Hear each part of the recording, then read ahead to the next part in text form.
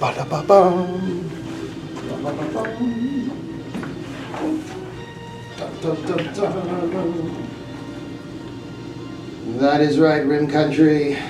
It is time for the hometown movie guys right here on KRIM 96.3 FM. Good morning. Happy Friday again to everyone listening and watching. That's right, we are streaming live on our KRIM FM Facebook page and on our YouTube channel. So if you want to see our beautiful smiling faces this morning, just log on to go onto the KRIM FM Facebook page. And you can see us. You can see, well, the Hometown Movie Guys -1. We have the chair just in case Tina decides to come in last second or during the program. But with us today, Andy McKinney and Craig Tripton, manager of the Sawmill Theatre. Good morning. Good morning. And Andy McKinney, movie critic and writer of the movie reviews in the Payson Roundup. That's right. There we go. And also author of A Gross of Zombies, 144 reviews of zombie movies. Hence the Hometown Movie Guys t-shirt and their little caricatures with Andy's shirt that says, I heart zombies. There we go. Very appropriate. Very appropriate. You know, we haven't had a good zombie movie for a while. But I think they're making a new Zombieland 3. Okay. Oh, they're doing it. Wow. Nice. Yeah, wow, Zombieland. Arizona's Sweetheart. Uh-huh. Emma Stone. Emma Stone. Oh, okay. She's from Scottsdale. Ah, hey, there we go. She's not a zombie, though. No, she's, okay. She's a Just cutie checking. pie. We do get some stuff coming up. The Nun 2, part of the Conjuring series that looks super creepy, and another Exorcist film. Oh, yeah. Oh, wow, A okay. sequel to The Exorcist that looks pretty disturbing. I have really high hopes for that. I'm generally not big on horror movies because sometimes they scare me, so I don't like that. I don't like that either. The Exorcist 2, or whatever they're calling it, I've just seen some buzz about it, and I think it might be as important a movie as the original Exorcist was. Whoa. Well, before we go there, that's a little too soon because it's not out yet, but what is out, new to the theater, 2 new ones today. two new ones. First, two. The Blue Beetle. Yes. Blue Beetle. Punch bug, Blue Beetle. Wrong type of beetle. But looks fun. Looks fun, very It's, fun. Kind of a more in the light of Shazam, I guess, kind of a superhero thing, but it definitely looks like it's got some comedy to it. It is a PG-13, but it looks to be maybe a little more light, than a light PG-13. Yeah. There you go. Not taking itself too terribly seriously, and I think that's just great. George Lopez has a prominent role in this, and I've just seen that. I haven't seen the movie yet. I'll see it here in a couple hours, but I have seen a trailer, and Lopez is great. I mean, he plays the hero's uncle, and he is funny and believable. And I'm looking forward to seeing this. Yeah. Rated PG-13, and showtimes are 1, 4, and 7. Looking on Rotten Tomatoes here, audience score, not too shabby. What would you guess, Craig? 83. 83. How about you, Andy? 71. Well, have to go with closest. Craig is closest, but 94. Oh my 94 goodness gracious so sakes. far. Yeah, the tomato meter with the critics, 78%, so still not bad. No, 78 is good, actually. That's actually really good, yeah. Yeah. So all around so far, Blue Beetle getting a good response and good ratings. I have high hopes for this one. We'll see what happens. How much, do you know how much it cost to make this bad boy? I did look that up today, and 125 million, which is, by my standards, is a lot, but by Hollywood standards these days for, a major superhero movie, Yes. that's not out of line at all. No. That's not too bad. Yeah. That's like half of what some of the recent ones that were up at like 250 million. I'd say. There were some recent. The new Indiana Jones movie, Mhm. I think ended up over 300. Wow. I mean, it was Wow. just tremendously out of whack. Yeah, those are monster dollars. Yeah. Monster We're dollars. kind of, and people are still trying to figure it out, really. We're kind of going through this thing with superhero movies right now where they're not, really it was after Avengers. Mhm. And I don't know if it was just that Avengers movies were so good and everyone was so drawn into them that, superhero fatigue, I guess, has kind of set in. So, like I said, this Blue Beetle looks like it's a little bit of a different type of superhero movie, so, it might bring some people back in. And there's some firsts to go along with this movie too. This is the first superhero movie based on a character created in the current century. Mm-hmm. Batman and Superman go all the way back to the 1930s. Yes. And Blue Beetle goes all the way back to 2006. Wow. The first Blue Beetle comic came out. Wow. 2006. There you go. A little known fact there. And it's the first Hispanic surnamed superhero. So I had to Google this because is superhero fatigue real? Yes, it is. The Cure though, they provide, a suggestion, a possible cure. Make better movies than The Flash. So, that's what. Flash wasn't that bad. I kind of like the Flash, but yeah, but this is a little better explanation of the idea that now superheroism or heroism is the most popular movie genre, especially since it's been for over 20 years. Audiences might be getting a little bored with it, leading to lower box office grosses and potentially the most extreme hypothetical scenarios, downfall of genre, which I don't see that happening because good versus bad, that's classic. It's never going to go away. That's right. Yeah, so you have that. But I think maybe they've been going to the well, a little too well, often. and that's what you're going to see is Hollywood reacts to these things, and you're getting a movie like Flash where they put $250 million into making it. Yes. And if people aren't invested, you're not going to get that back. So you see a movie like Blue Beetle come in, now we're down to 125. What Hollywood will do is they'll start bringing those budgets down to, people aren't giving up on superhero movies, they're going, but if you're spending $250 million to make a movie, that's a lot of people have to go see that thing to, you got to make $500 million just to break even at that point. And making $500 million at the box office is, that's not easy. No, you got to have it's a major hit, and these movies like Flash just aren't getting there. Not every movie can be a $1 billion movie. Yeah, exactly. But so you can't, if you're putting out 10 movies in a summer, not all of them are going to be $1 billion blockbusters. Right. And you can't budget all 10 of them as if they were going to be that successful. Yeah, well, we talk about horror movies too, and that's part of the. Yeah, they don't spend squat on them. Yes, you spend $10 million making a horror film, and it makes $100 million. You're golden. Sound of Freedom, that's another one where $5 million or yes, something. it's Just incredibly ridiculous. low budget, and and it's they say it's not what you make, it's what you keep. So if you're spending $250 million, you're just not getting that return. Yeah, well, as long as they don't, start making movies about any of the 15 weakest superheroes ever created, where there's a list. Number one, Blue Beetle in there? no, Eye Boy though, that has like 10 eyes on his face. Never heard of him. No, Doorman. Never heard of him. That just a mutant with teleportation abilities, so don't know about that. Squirrel Girl. I don't That has think some potential. Squirrel Girl Dazzler. She's like a rock star. Stone Boy. Friendly Fire. Some of these. Hell Cow. Hell Cow. An actual, Hindsight Lad. That's not a superhero. Hindsight Lad. Arm Fall Off Boy. What? Yes. And then Dog Welder.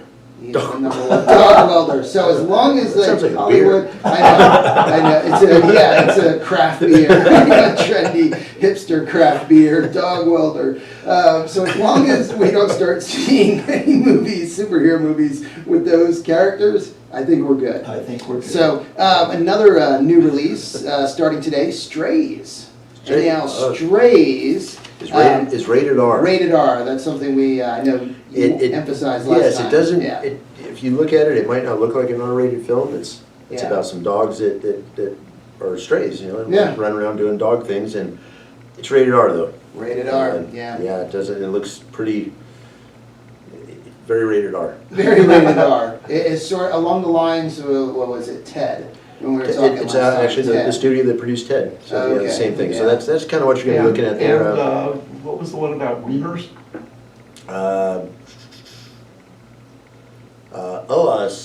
Sausage Party. Sausage Party. Same people. So Strays so far, tomato meter, we won't go there. Yeah. Audience score hasn't, nothing's been recorded yet on Rotten Tomatoes. Audience score, so I think, the crude, some may call vulgar, but humor that is definitely for adults, rated R. It sounds like this is the Yes. type of movie. Yeah, I think vulgar is a good word. Yes. It seems Yeah. pushing the vulgar Yes. line there. Vulgar. Yep, so beware of this, just because it's about cute little doggies, doesn't mean you could take your 3-year-old, If you like- please. It's like I said, if you like Ted, then this is the type of humor it is. Yeah. There's not going to be a bunch of nudity or anything in this, but the language is going to be, the language and Off the the content charts. is going to be definitely Yes. adult. Definitely adult. Now, if you are looking for a good movie to take the little ones to, there's still Teenage Mutant Ninja Turtles. Mutant Mayhem. That's right, nothing offensive in this one, it's a PG film, which is, I guess P is. Parental G. guidance. G. Yes, G, PG, PG-13. Yeah, so this is parental guidance, or G just guidance. And but still, have you seen this movie? I did, I thought it was a hoot. A hoot, there we go. It is absolutely nothing in it that's new. It's they go back to the origin story of the mutant turtles and take it from there up to the time current when they're 15 years old. Okay. Yeah. And the thing that makes this the mutant turtles are at least 40 years old now. Wow, think about that. And what makes the movies anyway so much fun is that these are 15-year-old boys, and they act like 15-year-old boys. I mean, they're Yeah. what's the last word of the mutant turtle? April, watch this. Yeah. April O'Neil is their human sidekick. Yeah. Aids and abets them, but April's a girl, of course. So 15-year-old boys around a pretty girl, they don't know what they're doing half the time, and it's fun. It's fun to watch them. So, did you review this movie? I did. And how many saw blades did it get? Yeah, I think I gave it 3. 3? Yeah. All right, there you go. Because, as I said, there's nothing new. Yes. So. Gotcha. 2 show times for Teenage Mutant Ninja Turtles, Mutant Mayhem, 12:30 and 3:30, and again, it is rated PG. So Suitable for children of all ages. nice, nice, and wow. So Rotten Tomatoes. The galactic opposite of Strays. Strays. There it is. Yes. So what would you say the critics on Rotten Tomatoes? What would you say their score is, Mr. McKinney? 62. 62. Right. 90. 90. 97. Oh. That was an easy one. Wow, I had yes. to go down to 85 just to make sure. But. Oh, yeah. But, 97, and the audience score 91. Yeah, So, everybody loved this. Critics liked it. The audience as well liked it. It's supposed to be a very good film. wow. Do you happen to have any numbers? How's this been doing in the box office, Andy? Okay, a mild, this is animated, by the way. Yeah. So a mild 70 million to make it. And 101 so far at the box office. So it's not really there yet, but it's still in the theater, so it's got a chance of squeezing out some profits. Gotcha. And of course, a movie like this will be on Saturday morning television for the next 30 years. So. Wow. So I was just looking at really a movie that was out a little bit earlier. It's so impressive how it did Super Mario Brothers. So looking at box office, $1.35 billion. Yep. Wow. Again, nothing new. Here's the story. We know Princess Peach taken by Bowser. You know, Mario needs to get her back with Luigi and everything. But wow, you talk about just great response at the box office. Number one of the year. Number one movie of the year. Yeah, and that was, I've said that before, that was, the studios really did a great job with that. You know, Puss in Boots came out at Christmas. There was not a kids movie until Super Mario Brothers in April. Wow. So we had this huge, 3-4 months gap there with no kids movies, and then they put that out. I mean, it's a good movie, you know, it is. Yes. But they also, the timing on it was perfect. Wow. So again, Super Mario's was really fun to watch. Yeah, that one. And now, how many saw blades did you give that? Do you remember? I don't know, at least 4. At least 4. Yeah, that was that's a good one. So Teenage Mutant Ninja Turtles, though, PG and 12:30 and 3:30. Another movie still in theaters. Looks like a fun one. You know, different than the Turtles, but Meg 2: The Trench. Boy, how has that been? In 3D now. 3D at 4:15. 4:15 in 3D. Yeah. Nice. How has that been doing in theater? Not too bad. Not too bad, yeah. It is a PG-13, but just a kind of, well, in a lot of ways, silly and a little over the top. But unscientific. You got to suspend reality a little bit. But That's what you know what? I was saying it was Jason Statham on a jet ski chasing a megalodon with a harpoon.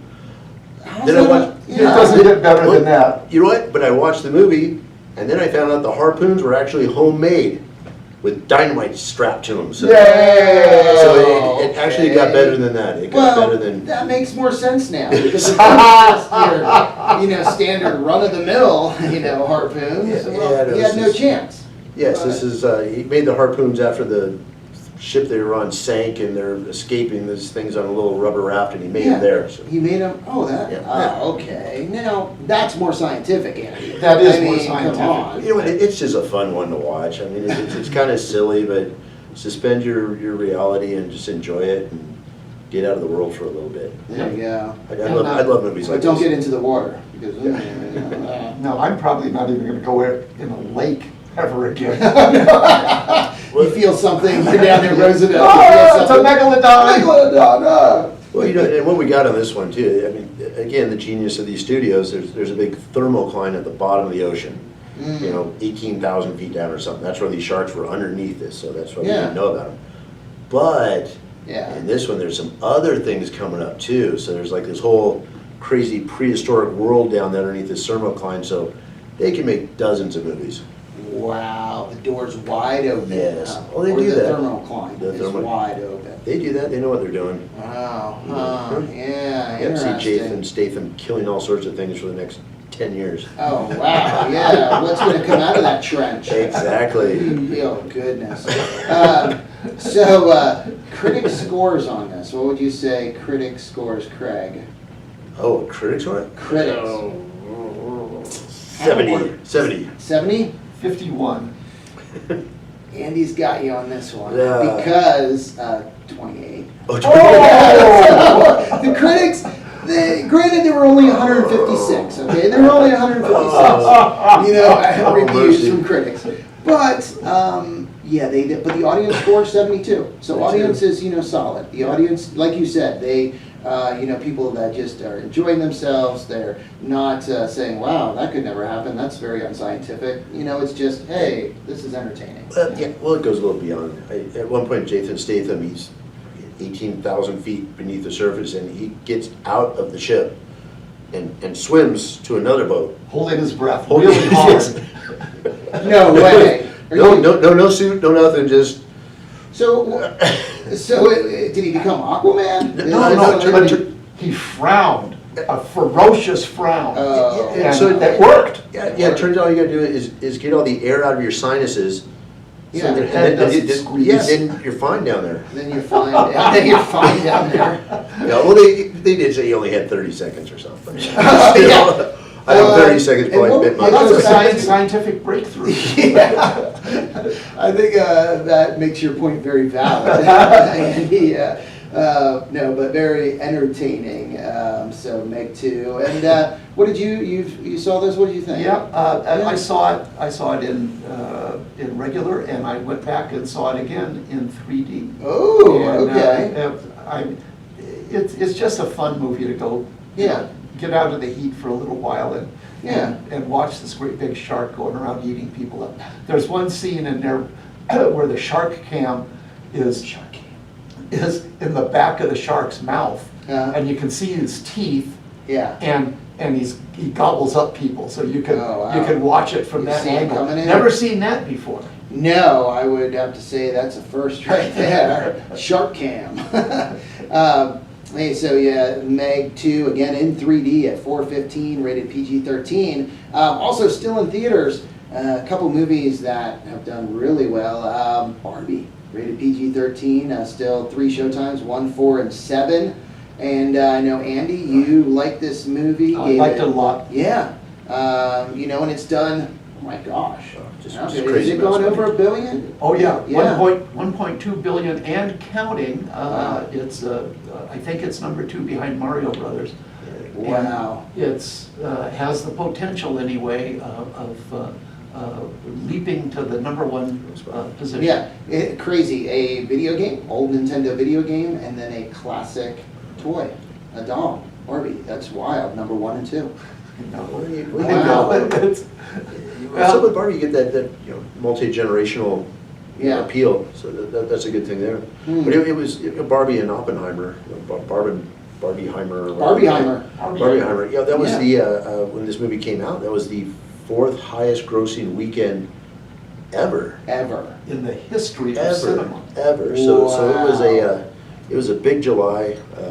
But Yeah. those 2 films, Barbie and Oppenheimer, fueled that. And it's like, wow, I didn't see it with Barbie. I did not see it. Oh, that was Yeah. a surprise. And Oppenheimer, both critics and audience over 90% scores. Barbie in the 80s, so solid. And I think I gave both of them 5s. 5s. Wow. Barbie rated PG-13, and again 1, 4, and 7 are the showtimes, and then Oppenheimer rated R, 1:30 and 6:30. 3-hour movie. 3-hour movie. So be sure and get the large popcorn. Large Otherwise, popcorn, you'll yeah. never make it. Yeah.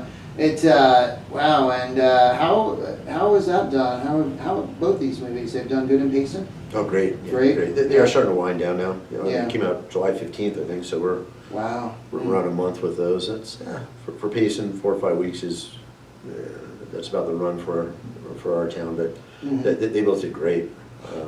Yeah, real good So number 4, the 4th biggest weekend. at the box office. That's really Ever. something. That Ever. is ever. Yeah, because we've been, been watching movies for, 140 years.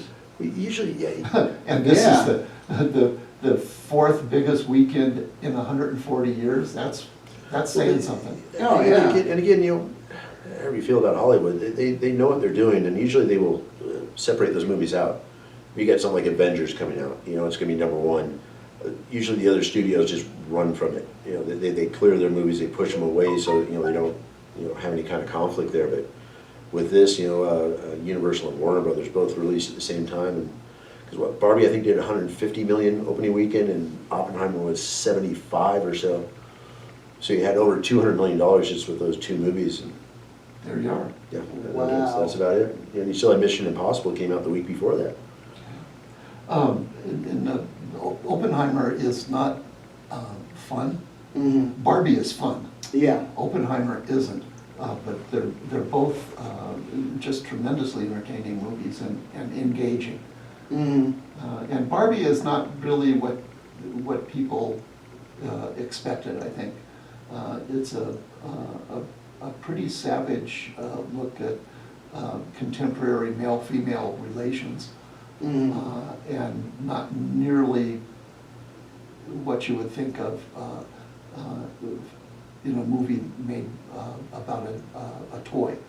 It's you know, the themes in Barbie are quite serious, but it's done in such a bright, colorful, energetic way that it kind of soothes the message. Yeah, and that's what I think people that just really, you know, were turned off by the movie or said, oh, you know, I didn't like that at all. I think it came down to expectations and what they were expecting. Yeah, they And were probably expecting just a toy super movie. fun, yeah, super fun, you know, Barbie, yeah. Like the Barbie characters in Toy Story.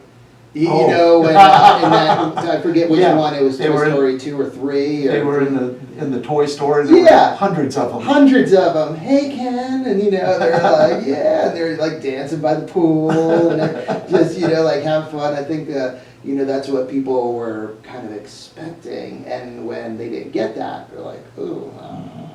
But it was, I think, very well done. That's also why people are going to see it. Yeah, yeah, and Will Ferrell. Oh my gosh, he was hilarious in that movie. His character, it was great. So and then Yeah,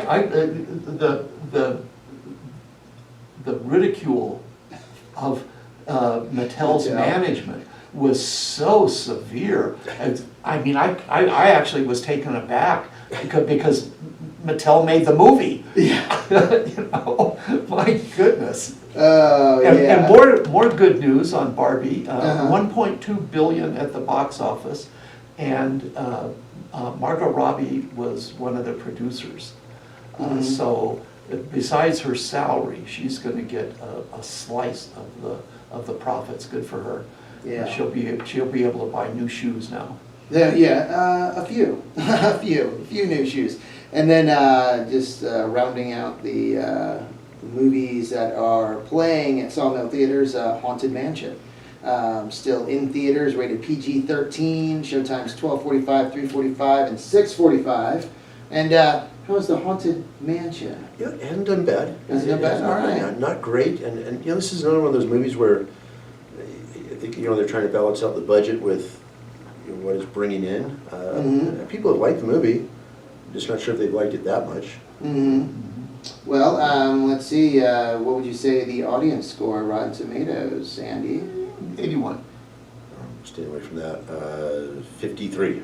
Wow, Andy, you came back. You were the end of the program was yours, Andy. 84. Oh, 84. pretty close. So, Wow. yes, we're critics, not as kind. But the audience score, 84. And what do the critics know anyway? Well, you know, sometimes they know a thing or two. But yeah, I would go with the audience.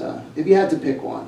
To Oh, follow. you always go with the audience. Go with the audience. Because the audience actually pays their own money to go see it. Yeah. You know, that I think says something right there. Yeah, if they're willing to put their money out. That's right.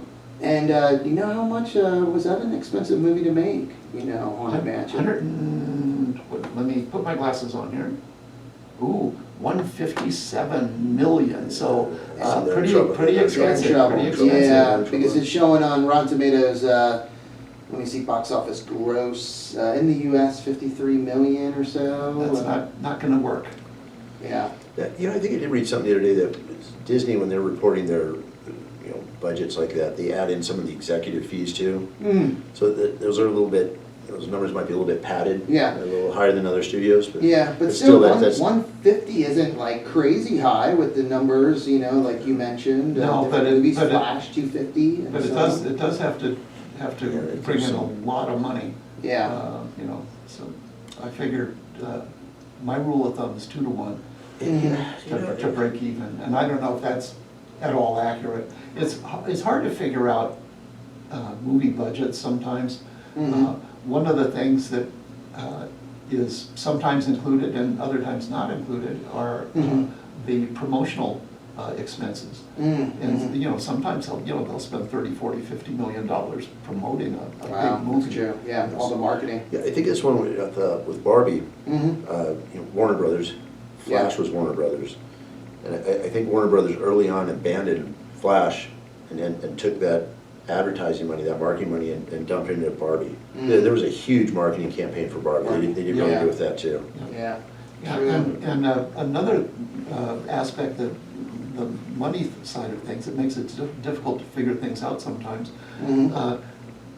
is different governmental entities. For instance, the New South Wales Film Board will provide subsidies for movies even if they're not made in New South Wales. And I guess they have some kind of post-production, maybe they're doing the movie, the music, or something in there. But you get, when I always stay to watch all the final credits in case there's something cool, which they do sometimes. They'll put in some kind of a funny thing in the credits. But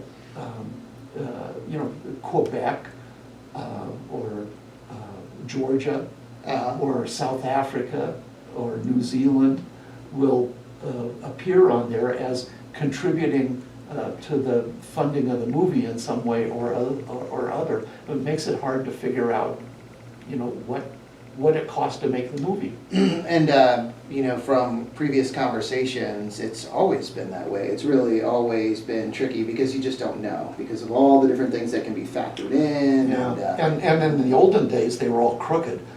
Yeah. Another one, right or wrong, or without getting into the hows or whys, but Disney's reputation right now is tarnished. Yeah. So that certainly has an effect. Yes, yeah, it really has been, and it does. It's affected them, and this summer has been. They've had 3 or 4 movies come out this summer that have all underperformed.